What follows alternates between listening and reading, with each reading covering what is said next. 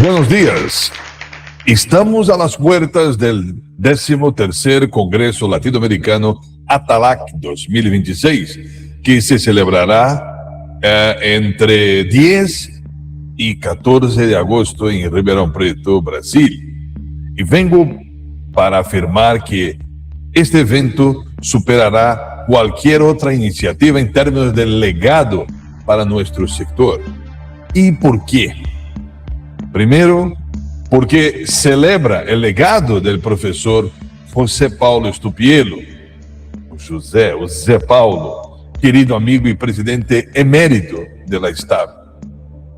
Este hombre extraordinario fue un visionario incansable y un grande arquitecto, fuerza motriz de la moderna industria sucroenergética brasileña y cuya influencia llegaría a conectar el sector en todo el mundo. Y por ello, además de honrarlo, este Congreso consagra aún esta conexión global en su lema, global y energética. Caña de azúcar, la bioenergía que conecta a los países. Y más adelante volveré a esas extraordinarias oportunidades bioenergéticas que tenemos ante nosotros. Permítame ilustrar con orgullo la convergencia de factores que elevan este Congreso a un hito realmente histórico. El esfuerzo coordinado de STAB, ATALAC y ATACORI, con el apoyo directo de SEIS y FENASUCRO. Hoy, la STAB está presidida por la renombrada investigadora cuya carrera se remonta al Instituto Agronómico de Campinas, al importante instituto, el IAC, la doctora Rafaela Rossetto. Y destaco aún el papel de la profesora Mona Lisa Sampaio Carneiro, hoy ocupando la presidencia del comité ejecutivo que lidera la ISSCT, nuestra Sociedad Internacional de Tecnólogos de la Caña de Azúcar. Mona Lisa también es una eminente investigadora brasileña del sector.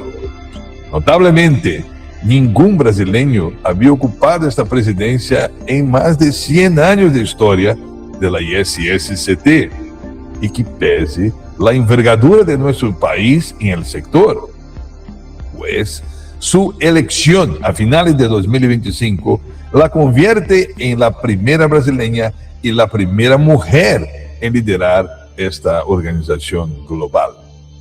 Celebro también a Carlos Sainz, distinguido presidente de ATALAC y ATACORI, respectivamente, congregando los técnicos de toda América Latina y el Caribe, y a los técnicos de Costa Rica. Y espero haber mostrado a los supersticiosos entre nosotros que el número 13 aquí es en verdad un hito de oportunidad y metafóricamente un momento de mucha suerte, y no lo contrario. Lo digo porque prospera en nuestro tiempo la noción de que vivimos una crisis de contornos apocalípticos. Pero debo objetar sin demora, pues si sometemos los números a un escrutinio riguroso, el llamado mercado bajista, las nubes negras de 2026 se disuelven en el aire. Lo que podemos denotar, lo que se revela es una tormenta perfecta, sí, pero de sesgos, de bias cognitivos. Esto nos advirtió Tversky Kahneman en su magnífico trabajo y el Nobel de Kahneman. La miopía de mercado, ante todo, pero también bias de tipo procíclico, de ciclo extremo, llevada al infinito en nuestro caso, por la desesperación vigente. Está el anchoring bias, también la heurística de disponibilidad y la falsa generalización de nuestra situación, con base apenas en el precio de un commodity. Claro, importantísimo commodity en nuestra industria, pero no el único. Produciendo un juicio hiperbólico de corto plazo y un reduccionismo de mercado, una miopía de tipo conjuntural. al anclar las proyecciones de largo plazo a la volatilidad spot de las commodities, el mercado confunde las fluctuaciones estacionales de precio con la robustez estructural de los activos reales en nuestra cadena de valor. E incluso en un mercado maduro, centenario, todos pueden estar ciegos y ciegos sobre su propia ceguera, como también nos alertó Kahneman. La volatilidad de nuestro tiempo no hace más que agudizar esta ceguera, profundizar.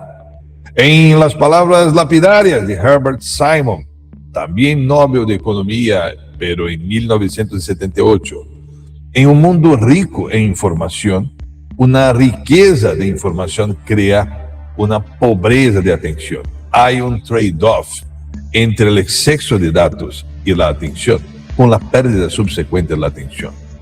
Pues, como dicho por Simon, lo que la información consume es, con toda evidencia, la atención de sus receptores. Y así, lo que el sector ve es una pantalla, no un periodo histórico, es un número. Estamos aturdidos ante el ticker en tiempo real, mientras los analistas operan bajo las ataduras de una racionalidad limitada, o bounded rationality, término también cuñado por Simon. El exceso de ruido financiero de corto plazo consume la atención que corresponde a los fundamentos estructurales y estratégicos. El resultado es, claro, diagnósticos superficiales disfrazados de precisión que alimentan las redes sociales e inducen un efecto rebaño sectorial. Pero, ¿será así? ¿O soy yo quien se equivoca al mantener tanto optimismo? Veamos. Hoy, 8 de junio de 2026, el azúcar se cotiza en Nueva York a 14.19 cents por libra peso, fijando los contratos estableciendo marcos para los contratos de julio. Y permanece estable con un cierto cambio, digamos, técnico de tipo positivo alrededor de 0.33%, o sea, nada. Eso según el Fondo Monetario. A 14 o 15 cents, el precio mundial está todavía 5 a 6 veces por encima del desastre de 1985, donde llegamos a 2.5 cents, y casi 10 veces por encima del piso de 1966 de 1.4 cents, claro, en términos nominales, ¿no? Pero incluso ajustado por la inflación, hoy nuestros 14 cents son casi el doble del mínimo real corregido de 1985 y prácticamente igual al nivel de 66.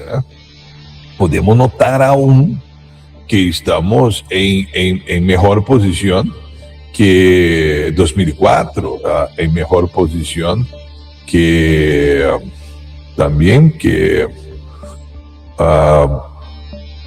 2020. Bueno, y no tan distantes de 2024. Así que una mirada en estos colapsos de 66 y 85 demuestra claramente el peligro de un bias cognitivo de tipo procíclico. En ambos los casos, el mercado anunció el fin del azúcar a partir solamente de los precios desplomándose en rojo en la pantalla de tubo de radios católicos en esa época, pero ignorando la capacidad de ordenamiento institucional, estructural. El crash de 66 forzó nuevas arquitecturas de cuotas globales, y la crisis de 85 aceleró la transición bioenergética del centro-sur de Brasil, por ejemplo, hacia los biocombustibles. Eso probando que el ruido spot de corto plazo ciega al analista ante las fuerzas que pueden reconfigurar los activos reales y han reconfigurado. Así que el análisis deflactado es un combustible empírico robusto. Acompáñame. Un precio nominal de 1.86 cents por libra equivaldría a 18.88 cents hoy, ¿no? En caso de 1966, lo que significa, bueno, claro, que los patamares de hoy entre 14 y 15 están en términos reales un poco por debajo del promedio de esta recesión de 66. Entonces, ¿corre el sector el riesgo real de quebrar? Si el precio real coquetea con los niveles de colapso de 66 y 85, ¿por qué el modelo sector sucroenergético no corre el riesgo de fracasar? La respuesta está en la reconfiguración técnica y la flexibilidad de los activos reales. Todo lo que el precio en la pantalla no puede medir. La productividad, por ejemplo, la escala, por ejemplo, y el cambio, la variedad de productos finales. El costo marginal por hectárea y la eficiencia de extracción en ATR, o sea, el azúcar total recuperable, han evolucionado drásticamente desde los años 80. El punto de equilibrio es incomparablemente más bajo, somos más eficientes. Y como dice, o sea, la elasticidad del mix de productos en 66 y 85, los ingenios eran rehenes del azúcar. Hoy, el sector es sucroenergético. La capacidad de desviar la biomasa al instante, con un cambio de set point hacia el etanol o la cogeneración de bioelectricidad, es un amortiguador que nunca ha existido antes, no en esta magnitud. Y la deflación histórica remonta, pues, la ilusión nominal que alimenta los diagnósticos superficiales. Esta es la prueba más clara de que el titular nominal es un espejismo. No estamos en el abismo. Solo miramos por el extremo equivocado del telescopio. La diferencia decisiva es estructural, no estadística. Los colapsos históricos ocurrieron cuando la caña estaba atrapada en una matriz alimentaria de producto único, un cultivo único, un producto final único, un precio, un destino. Pues esa caña ya no existe. Hoy, el sector comanda una plataforma de biomasa dinámica y flexible que apuesta por la transición energética como palanca hacia un nuevo nivel, tal como dice el lema del Congreso. Y aquí llegamos, la bioenergía que conecta a los países. Y me atrevo a llamar este Congreso de global, pues trasciende a las fronteras latinoamericanas, y un Congreso y un momento indeleble. Un momento que realmente y finalmente conecta el sector globalmente y lo conecta definitivamente a un nuevo horizonte, mucho más allá de la cotización en la pantalla de LED en nuestros días. Estamos aquí para hablar de azúcar, etanol y bioelectricidad, pero también de SAF, combustible sostenible de aviación, derivado directamente del etanol anhídrico. Cada uno de esos productos es una puerta de salida y una puerta de entrada a mercados independientes y vigorosos. Pues rendirse a una estrategia corporativa basada en el pánico, en los tickers de cortísimo plazo en 2026, es ignorar un hecho escrito en piedra a lo largo de 60 años de datos robustos. Ya hemos sobrevivido a situaciones mucho peores, con armas mucho menores. Y esto es lo que nuestro querido Estupielo diría ciertamente en su discurso de apertura. El precio está bajo, sí, pero nuestras opciones nunca han sido tan altas. Y La disciplina que se exige en este momento no es la predicción, la adivinación, la apuesta, es la gobernanza y el coraje. No basen sus estrategias en el precio del azúcar, el precio oscilante en la pantalla. Gobiernen la situación tratando al azúcar como incorporado a un sistema mucho más complejo. Y que venga el maíz también, claro. No podemos adivinar realmente. Tenemos que construir el futuro. En suma, el error del reduccionismo de mercado se hace más claro cuando desmontamos la ilusión de que el precio aislado determina la viabilidad sectorial o de una empresa. Precio y margen operan en dimensiones distintas. Ese es otro punto. Pongo los niveles reales de hoy junto a 66 y 85 y la lectura lineal sugiere una destrucción de valor idéntica, pero omite el desplazamiento estructural de la curva de costo impulsado por la eficiencia técnico-científica, donde los crashes del siglo XX asfixiamos a los ingenios en márgenes severamente negativos, una matriz de bajo rendimiento, rehén, como dice, de un solo producto. El ecosistema actual absorbe la compresión de precio mediante un costo marginal mucho más optimizado. El aumento del TCH, la maximización del ATR y del RTC, parámetro muy brasileño, el mejor aprovechamiento del tiempo industrial, la dilución de los costos fijos mediante los coproductos energéticos, ya mencionados, así como los créditos de carbono. Todo eso ha reconfigurado nuestro punto de equilibrio. Juzgar la solidez de un sector ignorando estos saltos históricos de productividad y flexibilidad es confundir el síntoma financiero con la fisiología real de la producción.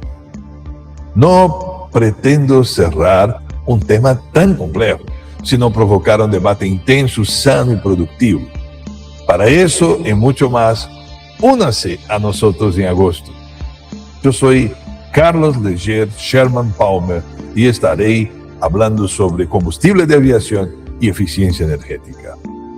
Bueno, veo ustedes en agosto en el 13º Congreso ATALAC, STAB ATALAC. Como dice, no veo fronteras panamericanas, sino un auténtico congreso global y indeleble. Gracias.